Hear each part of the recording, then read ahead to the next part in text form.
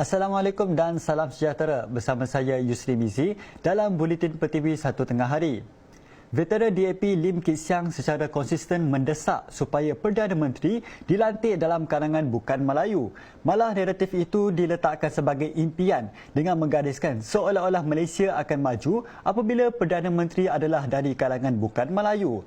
Timbalan Pengerusi Gerakan Tanah Air GTA Aminuddin Yahaya berkata, naratif ini telah menjadi roh perjuangan DAP sehingga ramai yang termakan dengannya, terutama mereka yang bekerjasama dengan DAP.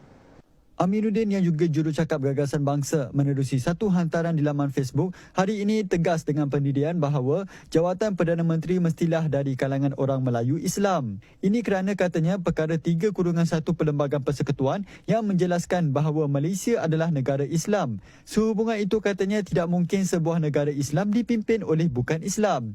Menurut Aminuddin, sumpah yang di-Pertuan Agong YDPA adalah untuk menjaga Islam. Justeru ketua eksekutifnya mestilah dari kalangan orang Islam. Selain itu, katanya majoriti penduduk negara ini adalah orang Melayu Islam dan mana mungkin majoriti orang Melayu boleh redha jika mereka diketuai oleh bukan Islam sebagai Perdana Menteri.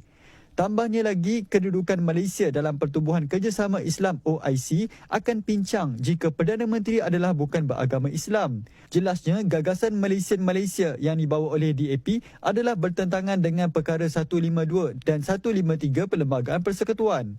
Aminuddin berkata, DAP kini menjadi nadi utama dan terbesar dalam gabungan yang membentuk kerajaan, mungkin boleh mula melobi jawatan Timbalan Perdana Menteri pula, khususnya untuk bukan Melayu dan selepas itu boleh perlahan-lahan naik menjadi Perdana Menteri.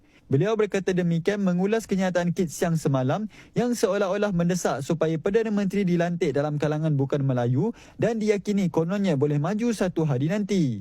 Sehubungan itu, Aminuddin mempersoalkan apakah masih ada yang tidak nampak bagaimana ianya sebuah rasisme terutamanya terhadap Melayu. Kalau kita nak negara maju ke depan, jangan kita masih terjerat dalam isu-isu kaum dan agama.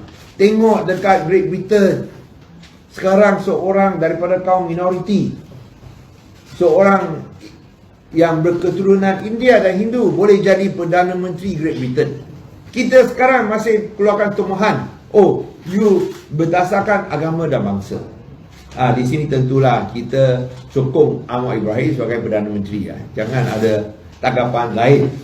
Tetapi bila seorang jadi menteri, macam seorang bukan Islam jadi menteri, dilemparkan, dibantah berdasarkan keturunan kita, berdasarkan bangsa kita, berdasarkan latar belakang kita.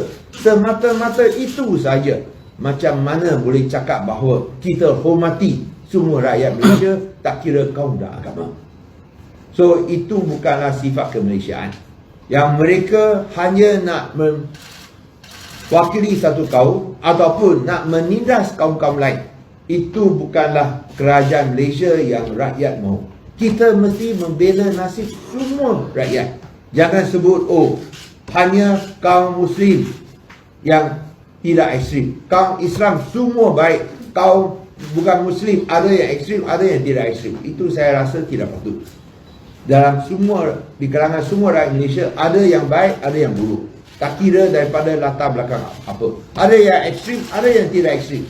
Jangan cakap hanya kerana datang daripada satu bangsa, hanya dia ekstrim, atau hanya dia kaya, hanya dia mampu, atau hanya dia layak. Kita harus lihat dari sudut kewarganegaraan masing-masing, kemampuan masing-masing, kewibawaan masing-masing, track record masing-masing. Itulah yang lebih penting.